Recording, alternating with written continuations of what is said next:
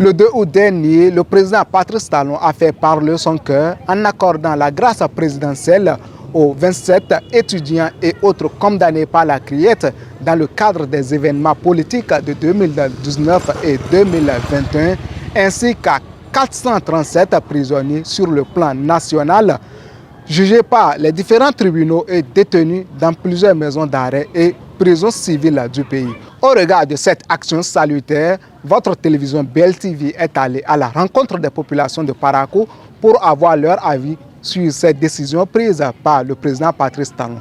Comment trouve-t-elle la libération de ces 27 condamnés de la criette? La décrispation est-elle enfin engagée? La réponse dans ces différentes réactions. Bon, pour moi, ça a été un acte parfait qu'il a posé et nous remercions infiniment le président Talon pour cela.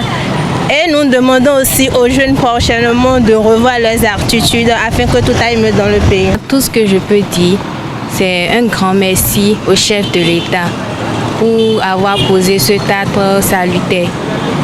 Et nous souhaitons aussi qu'il aille au-delà en libérant d'autres ou même en, disons, penser à ceux qui sont en exil. L'acte que le président a posé montre qu'il est le père de la nation, le père de tout le monde. Mais néanmoins, nous souhaitons qu'il fasse davantage pour que ceux qui sont en exil puissent rentrer. Vraiment, je suis d'abord très content de cet acte. Ça prouve que quand on parle de l'indépendance, aussi, il faut que les autres soient aussi libres. Donc c'est déjà très important pour moi. Je vois que c'est vraiment indépendance en fait. Et je souhaiterais qu'il fasse encore davantage pour certains cas qui sont encore dans la prison plutôt.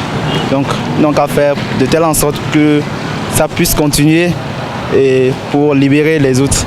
Que Dieu lui bénisse. Ce qu'il a fait, c'est bon. Parce que c'est un président, donc toute cette décision vient à lui. Et ces étudiants-là aussi, ils devraient prendre conscience de leurs actes. Parce que ça, nous sommes dans un pays démocrate. Et chaque chose a ses lois.